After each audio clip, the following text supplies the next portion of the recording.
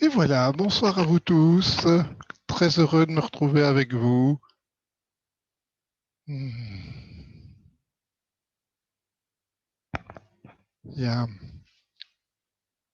beaucoup de personnes qui me disent oh, les méditations en visioconférence, c'est difficile pour moi. À la maison, c'est bien quand on doit les méditer en groupe parce que il y a un moment où on doit partir de chez soi, tandis que quand on est chez soi, on a toujours autre chose à faire. Mais bon, il y en a quelques-uns qui restent fidèles et qui continuent à assister en direct aux séances. Et merci de continuer à partager. Hop. Je voulais vous lire aujourd'hui un petit extrait d'un livre que je lis pour la deuxième ou troisième fois, qui est l'histoire du Bouddha par Thich Nhat Hanh. Je vous ai mis dans la discussion les références du livre et j'en ai profité pour vous mettre dans la référence aussi, si vous êtes touché par le bouddhisme, un très beau, une très belle chaîne YouTube qui est faite par Jean-Marc Falcobello, qui est un moine bouddhiste suisse qui a traduit les maîtres tibétains depuis plus de 20 ans et qui donne des enseignements parfaitement adaptés aux occidentaux que nous sommes. Et si ça vous intéresse, vous pouvez aller un peu sur sa chaîne. Comme certains d'entre vous ne sont pas du tout bouddhistes et n'y connaissent pas grand-chose, je rappelle un peu l'histoire du Bouddha qui était un prince qui était beau, intelligent, costaud. Il avait toutes les qualités et il devait devenir roi. Et à un moment, il a réalisé que la vie est souffrance, que la naissance est souffrance, la maladie est souffrance, la vieillesse est souffrance et la mort est souffrance. Et il a voulu trouver la solution pour mettre fin à la souffrance. Et il a quitté le palais, il était marié, il avait un enfant, et il a quitté son palais et il a rencontré différents maîtres. Et puis, il y a tout un chemin par lequel il est arrivé à l'éveil.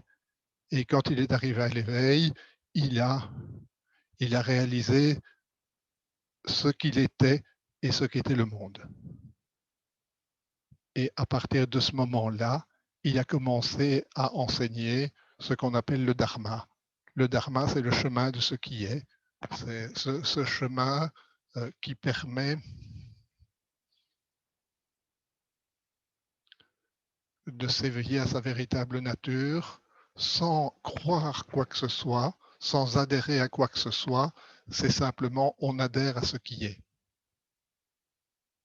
Et c'est un chemin qui n'est absolument pas dogmatique. Et c'est un chemin, ce chemin bouddhiste, moi, me touche de plus en plus parce que ça correspond à un chemin qui est réellement scientifique, mais une science de la non-dualité aussi. Parce que la non-dualité est ce qui est. La dualité, c'est ce qu'on pense, ce n'est pas ce qui est. Et quand le Bouddha a commencé à enseigner, son fils, quand il est devenu grand, quand il a eu 18 ans, est devenu moine aussi, et il a enseigné son fils, et je vais vous lire ici une partie des enseignements qu'il lui a donnés. Le Bouddha estimait que Rahula était suffisamment mûr pour recevoir certains enseignements. Rahula, apprends les qualités de la terre, que les gens y répandent du lait frais, des parfums ou des fleurs odorantes et pures, ou bien qu'ils y déversent des sels malodorantes, de l'urine, du sang, du mucus, ou qu'ils crachent dessus, la terre reçoit tout de la même manière, sans attachement ni aversion. Quand les pensées agréables ou désagréables surgissent, ne les laisse pas te prendre au piège ou t'enchaîner. Apprends les qualités de l'eau, Rahula. Quand des gens y lavent des choses sales, l'eau n'est ni triste, ni dédaigneuse. Apprends les qualités du feu. Il brûle toutes choses, sans distinction.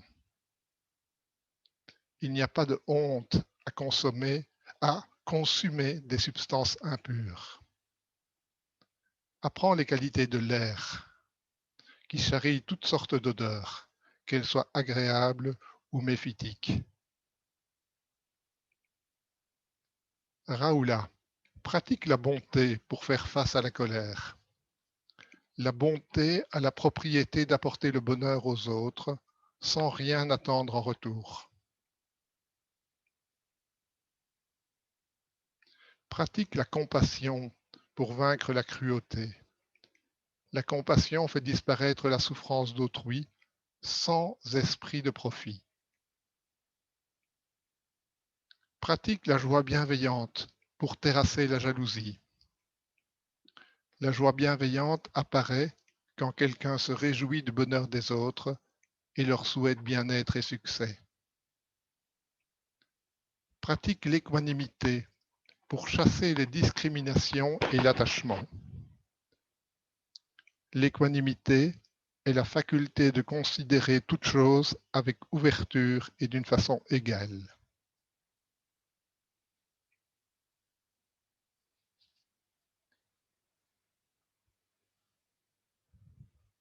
L'équanimité est quelque chose de difficile. Et la première équanimité à laquelle je vais vous inviter dans cette méditation, c'est l'équanimité devant vos propres pensées, devant vos propres émotions. Pouvez-vous, comme le soleil éclaire tous les êtres, vous-même être la lumière qui éclaire vos sentiments et vos émotions?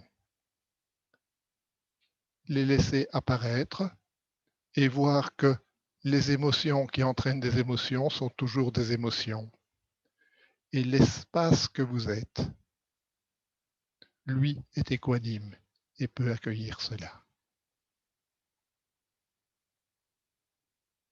Et quand vous aurez peut-être cultivé cette équanimité avec vous-même, vous pourrez peut-être commencer à être équanime avec tous les êtres et apprendre à aimer tous les êtres de la même façon et d'avoir de la compassion pour chacun des êtres de la même façon, même pour ceux que vous aimez moins.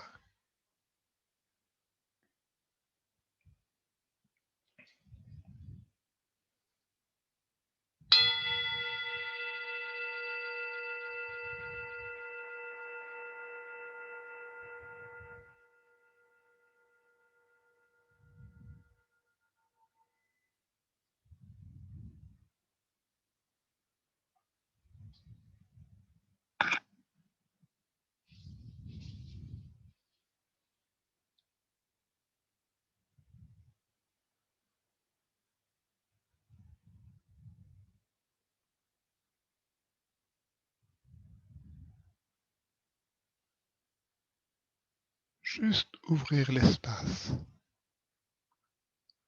et vous y poser et être présent.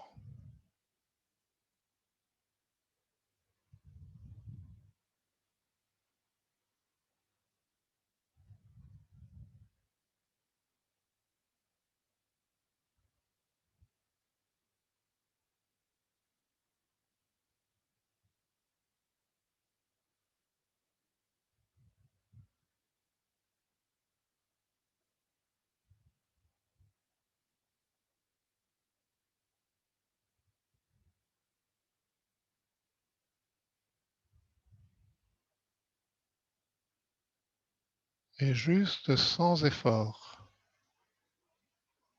accueillir ce qui est là.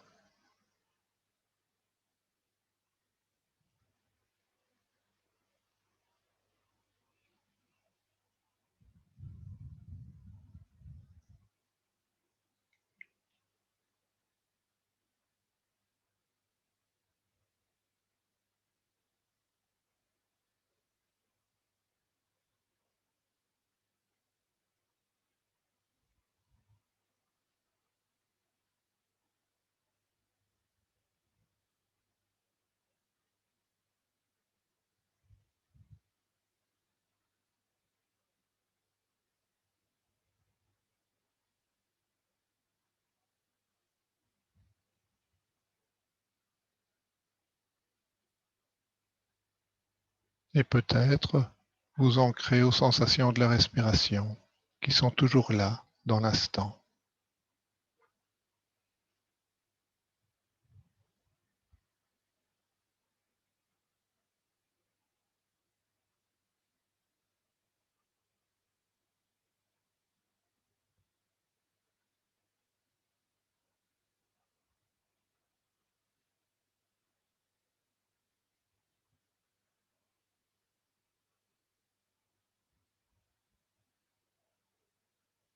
Regardant comment est votre respiration pour le moment, sans chercher à la changer.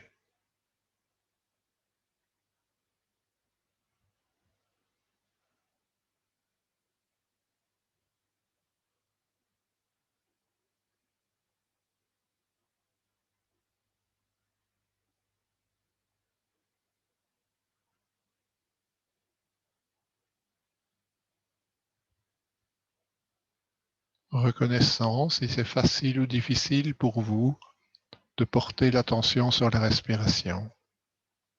Et si c'est difficile, c'est pas un problème.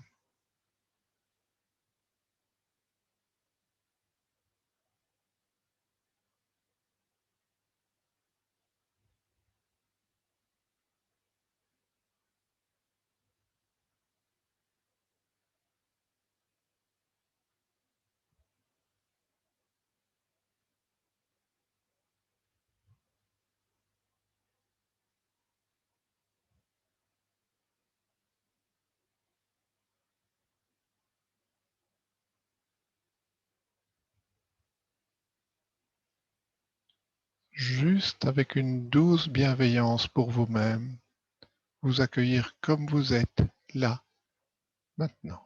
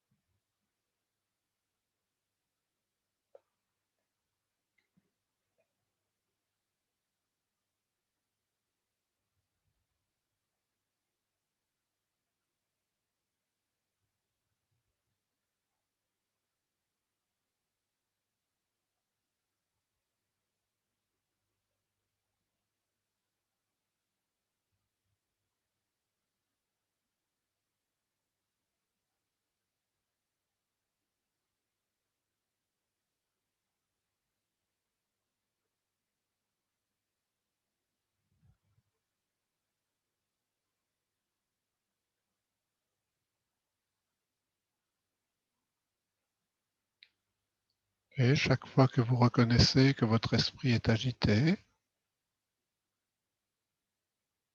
vous laissez passer le tourbillon des pensées et vous revenez juste à l'instant et aux sensations de la respiration.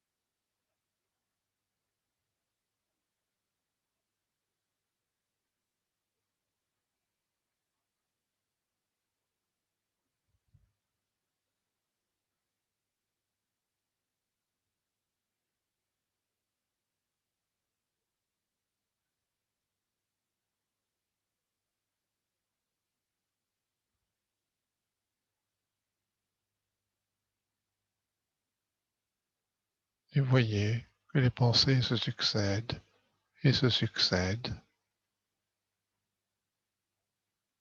Et si cela vous amène à une très belle expérience, c'est bien, mais ne vous y attachez pas. Vivez l'expérience, mais ne cherchez pas à la continuer, ni à l'arrêter. Voyez que c'est juste une expérience.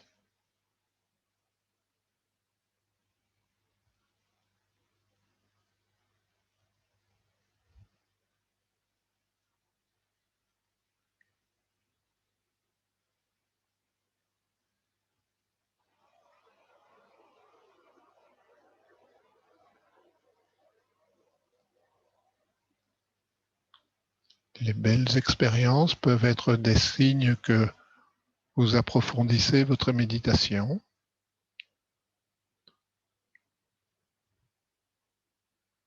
Le fait de vous y agripper, de vous y attacher, c'est que vous sortez de votre méditation.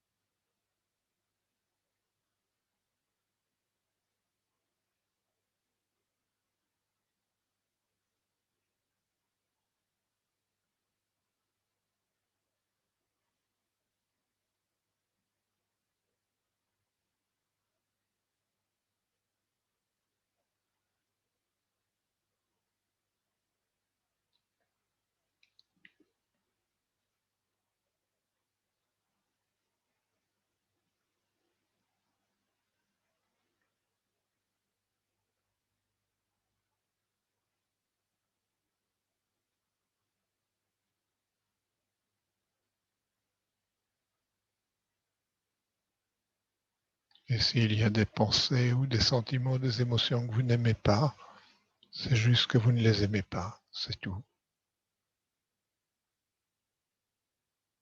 Cela continue à surgir par habitude. C'est juste une habitude mentale qui fait que ces pensées-là s'élèvent. Et si vous ne les cultivez pas, elles vont s'arrêter.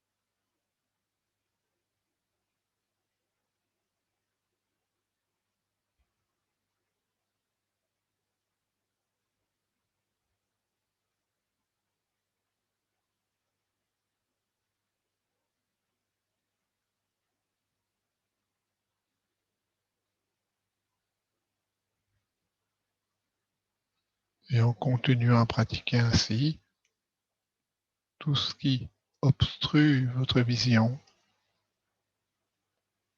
tout ce qui la perturbe, va devenir clair.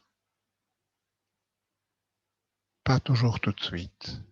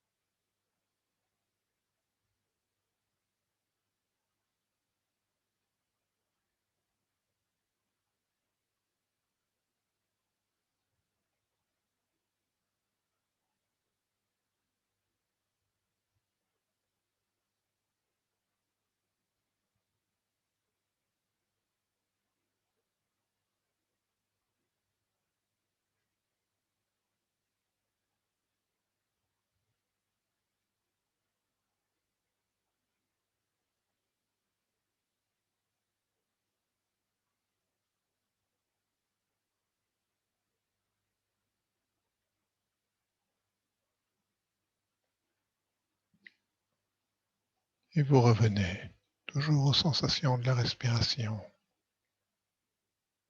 pour poser.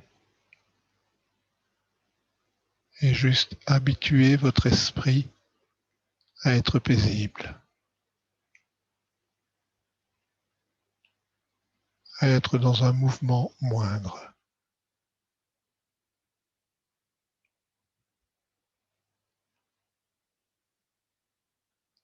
Et peut-être que pour certains, le fait de ne pas être dans le mouvement dévoile un esprit qui tourne dans tous les sens, à toute allure. N'ayez pas peur, c'est juste une habitude. Et chaque fois que vous le voyez, revenez tranquillement aux sensations de la respiration, avec une confiance absolue.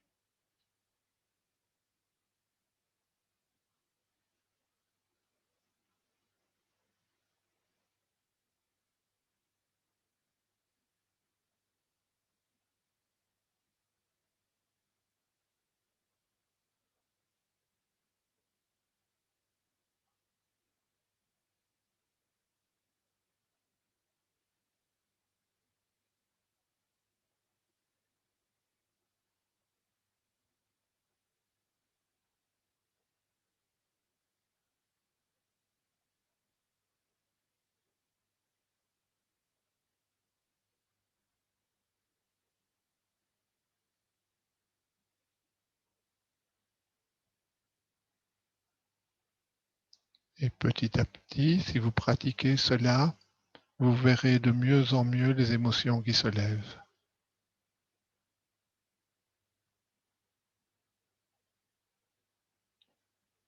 Et peut-être apprendrez-vous à vous laisser moins envahir par elles.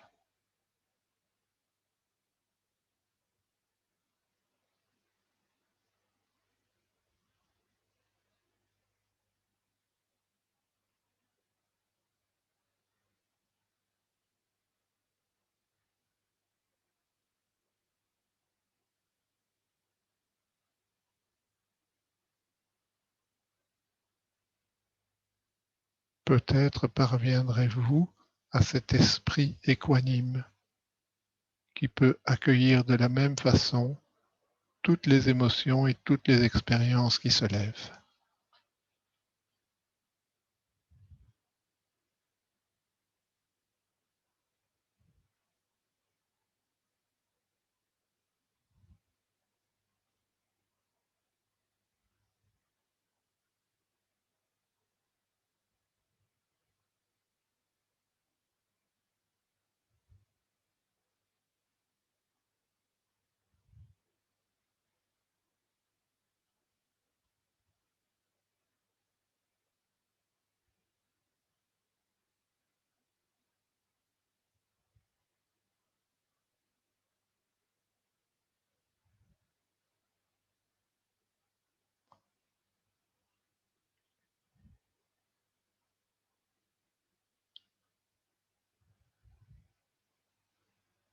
Et peut-être pouvez-vous laisser se fermer vos yeux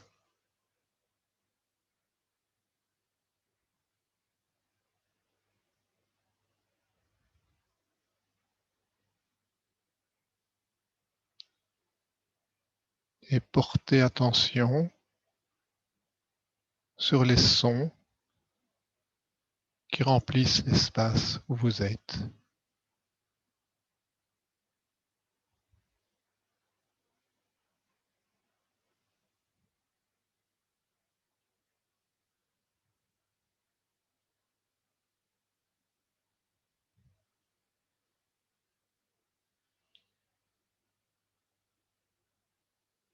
Vous pouvez, au sein de l'espace, laisser résonner le son du bol.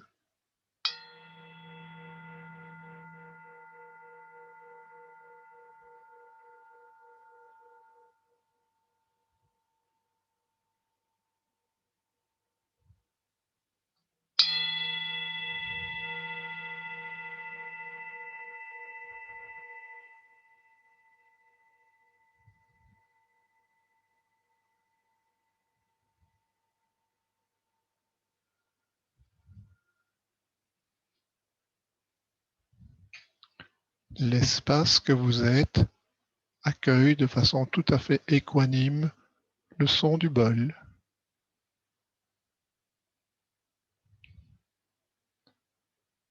et peut accueillir de façon tout à fait équanime toute pensée qui arrive au sujet du son du bol.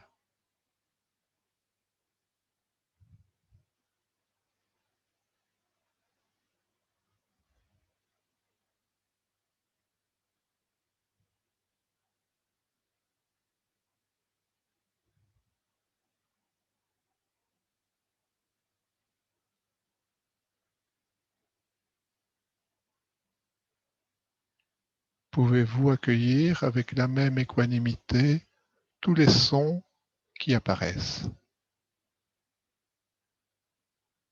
Écoutez, il y en a plein des sons.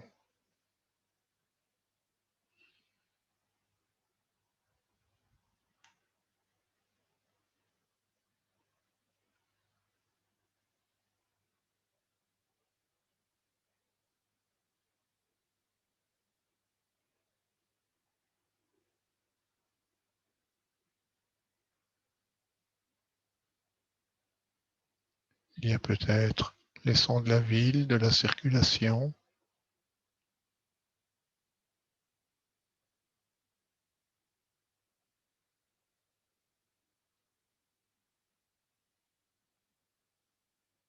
ou des voisins,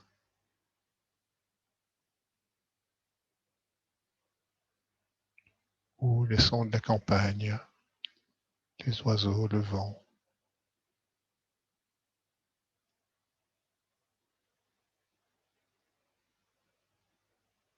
Ou peut-être juste le bruit de votre respiration.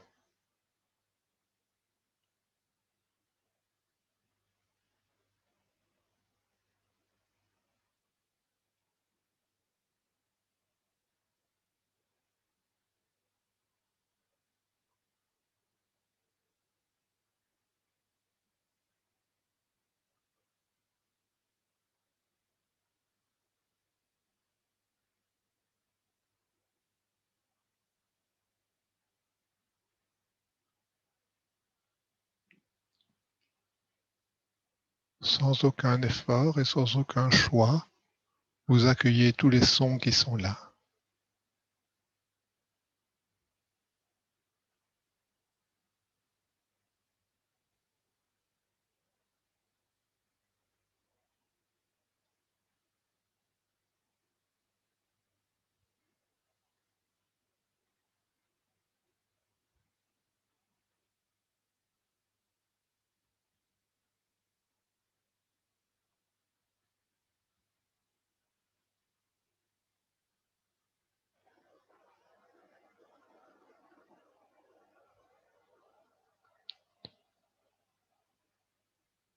Voyez que vous ne choisissez aucun des sons que vous entendez.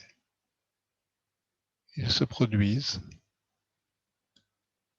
Vous pouvez y prêter attention ou pas, mais les sons se produisent et vous y êtes présent. Vous en êtes conscient.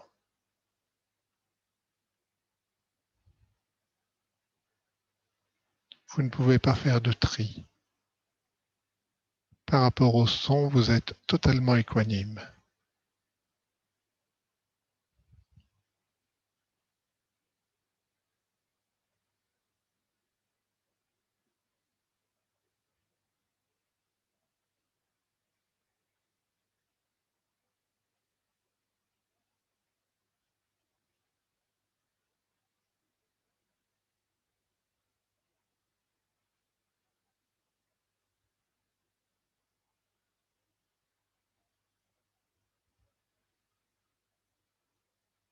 Une absence complète de choix. Vous ne pouvez que être présent à ce qui surgit.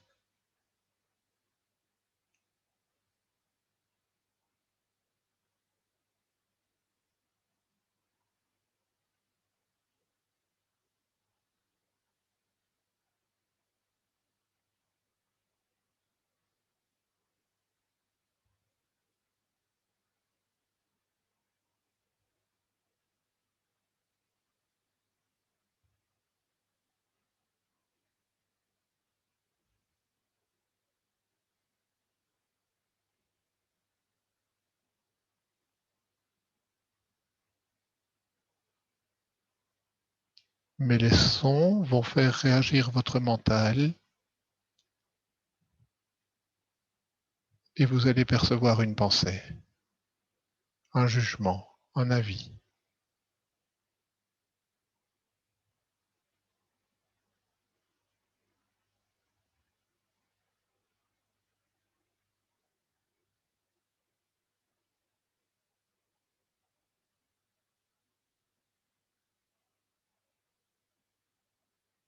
Voyez que cette pensée surgit du fond de vous sans que vous la choisissiez non plus.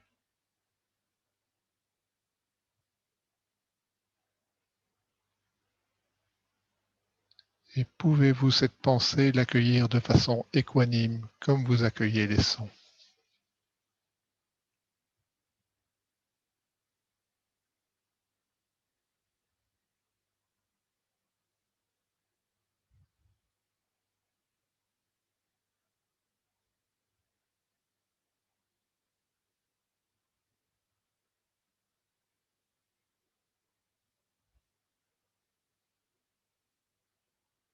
Et bien sûr, vous avez le droit de préférer un son à un autre. Mon propos n'est pas là.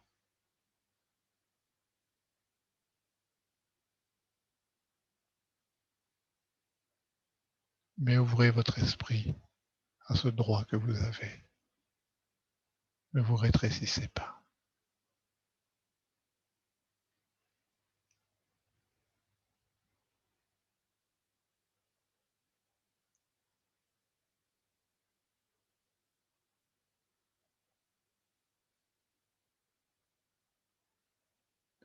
Philippe, le petit humain que vous voyez n'est pas du tout équanime.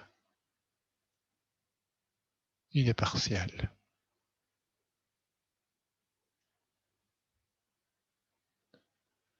Mais la pure présence que je suis est juste ouverte. Et la pure présence que vous êtes est juste ouverte et équanime.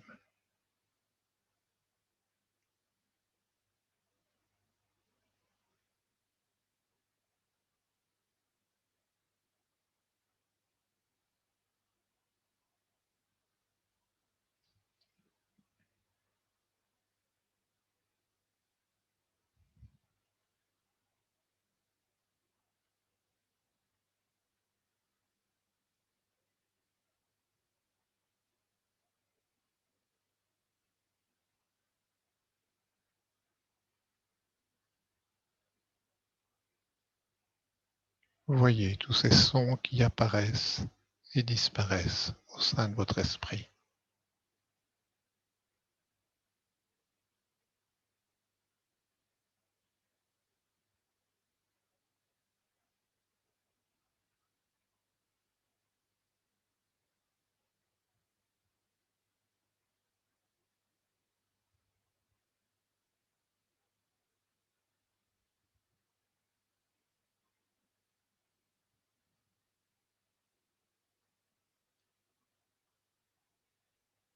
Et quand vous serez prêt, ne le faites pas encore tout de suite, vous rouvrirez les yeux, refermez-les si vous les aviez ouverts, et voyez que quand vous ouvrirez les yeux, c'est comme si vous ouvriez un grand volet et que tout à coup, le monde apparaît dans votre esprit. Quand je dis le monde, ce sont les formes et les couleurs. Là, les yeux fermés, vous êtes présent au son, aux pensées, aux sensations. Et là, tout doucement, vous ouvrez les yeux et vous voyez apparaître les sons et les couleurs, les formes et les couleurs au sein de l'espace que vous êtes.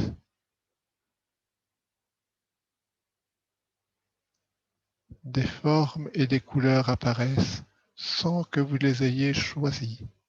Elles surgissent. Et vous pouvez tout accueillir de façon équanime.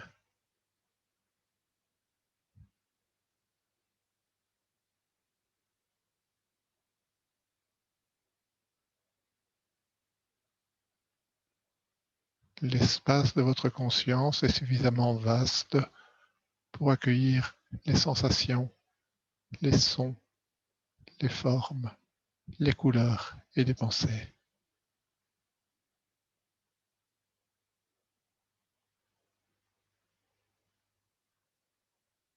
Et voyez, vous pouvez refermer les yeux et faire disparaître les formes et les couleurs.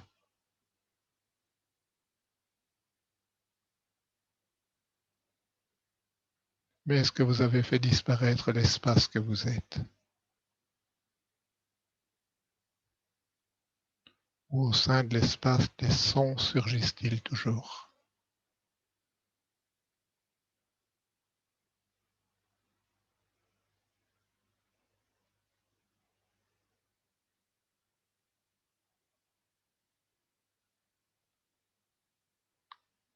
Et à votre rythme, ouvrez doucement les yeux et faites apparaître les formes et les couleurs.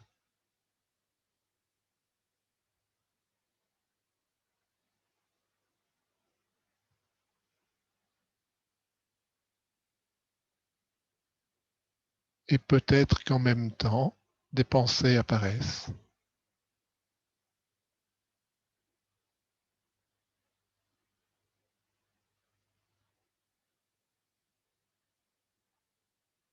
C'est juste la vie qui coule. Laissez la vie couler dans son horizontalité. Et vous, restez dans cette présence verticale. Une présence immuable, où tout est accueilli de façon parfaitement équanime,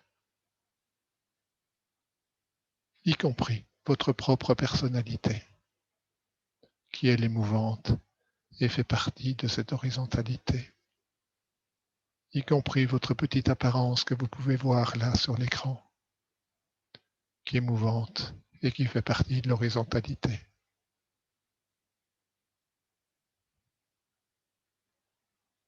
Mais vous, n'êtes-vous pas juste cette présence immuable dans l'instant?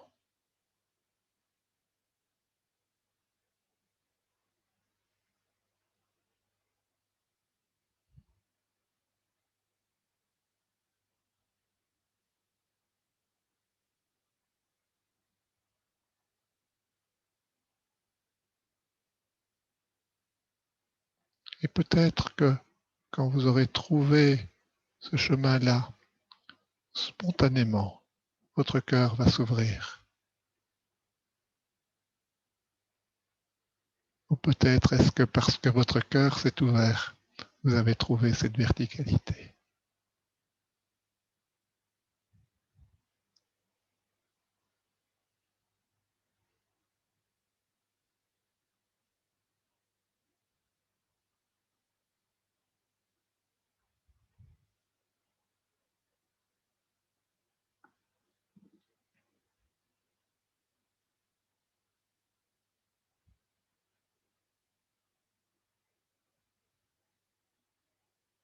Le chemin est juste de revenir à ce que vous êtes déjà.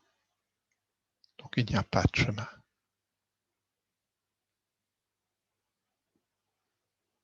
C'est juste de réaliser que vous étiez parti en exil de vous-même.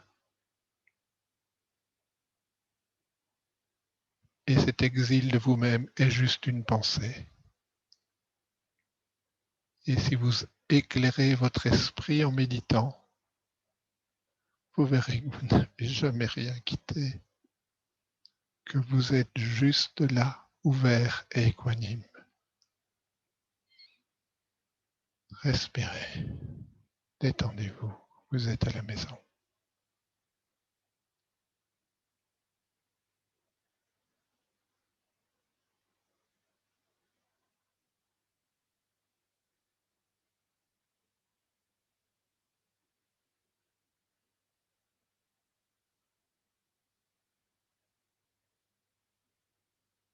Et voyez comme parfois votre petit esprit cherche à retrouver des repères là-dedans. Revenez, posez. Il n'y a rien à comprendre. Il y a juste à être.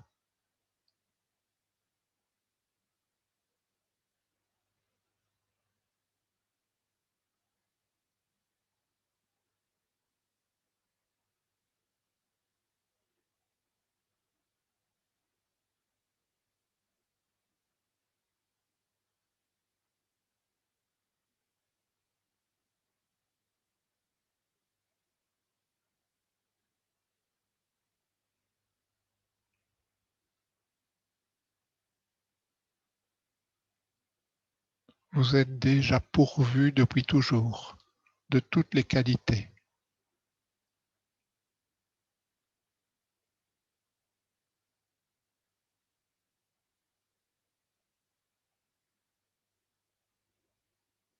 Et seul le rétrécissement à un petit jeu, à cette image que vous voyez là sur l'écran, fait que ces qualités sont voilées. Parce que ce petit je veut toujours quelque chose d'autre que ce qui est là. Il n'est pas équanime. Ouvrez, revenez. C'est là, l'espace est là, de votre côté, juste où vous êtes.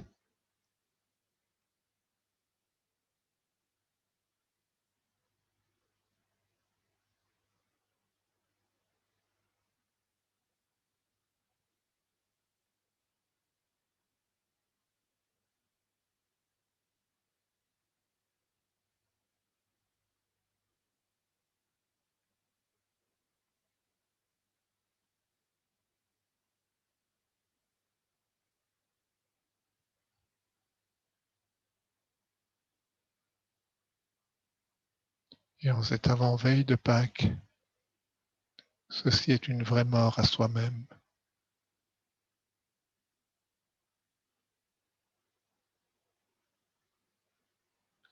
C'est d'arrêter de s'identifier à ce que je parais être pour les autres.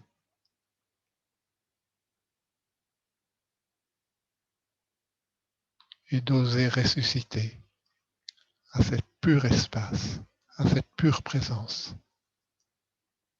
qui est amour, qui est accueil, qui est compassion, qui est joie.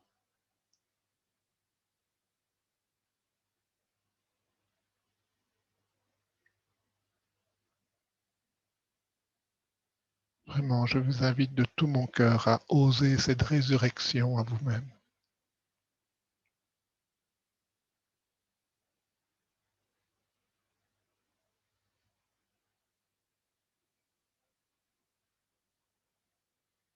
Mais ça demande de tout lâcher.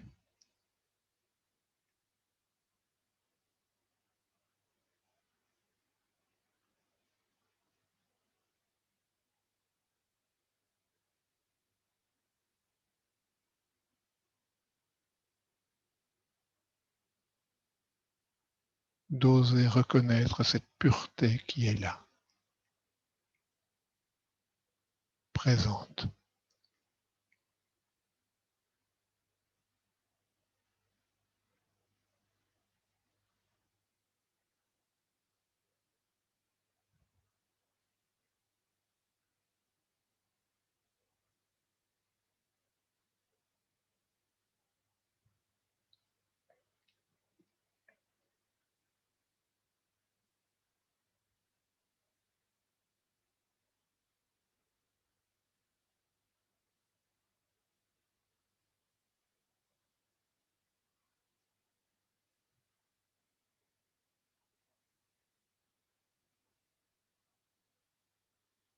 Et pouvons-nous, avant de clore cette méditation, penser à tous les êtres qui souffrent,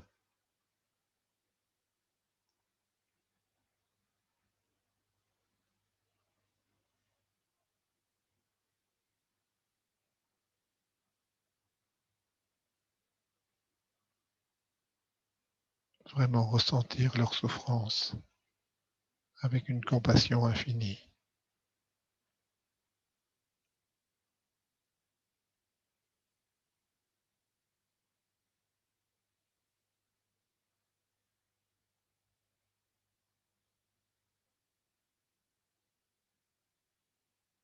Et si quelque part ce chemin de la résurrection était le chemin de la libération de la souffrance, pas seulement pour moi, mais pour tous les êtres.